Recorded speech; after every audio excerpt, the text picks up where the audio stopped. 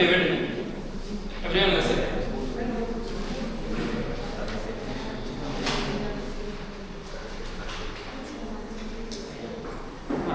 Now coming to dividend, what happens over here?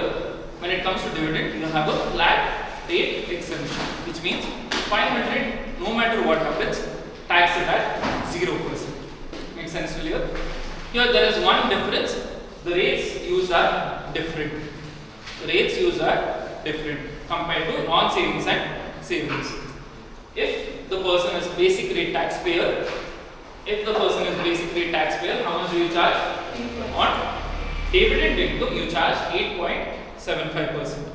If he is a higher rate taxpayer, how much do you charge? 33.75%. If he is an additional rate taxpayer, how much do you charge? 39.75%. 39.35%. Makes sense? Any doubts?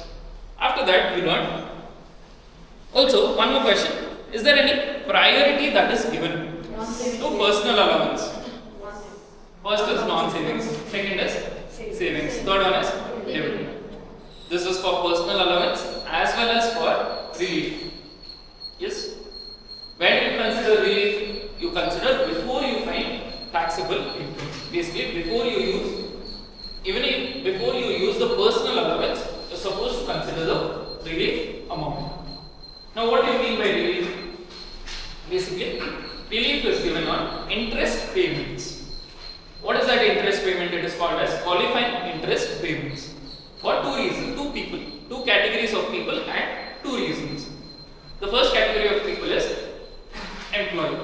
The second category are, who's the second category? Employer. One is employee, other one is partner. Remember partner? Employee and partner.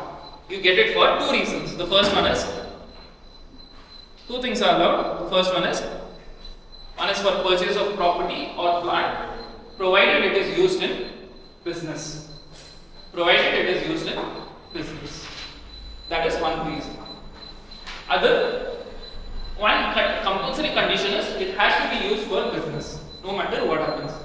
The other condition is, other scenario wherein you get that interest claim is when you purchase shares. Basically, when you invest in your own company, either as a partner or as a employee. Makes sense to you? What do you get as a claim? The entire interest payment which is paid. Where do you claim it? Before you find your taxable income. Basically, before you allow personal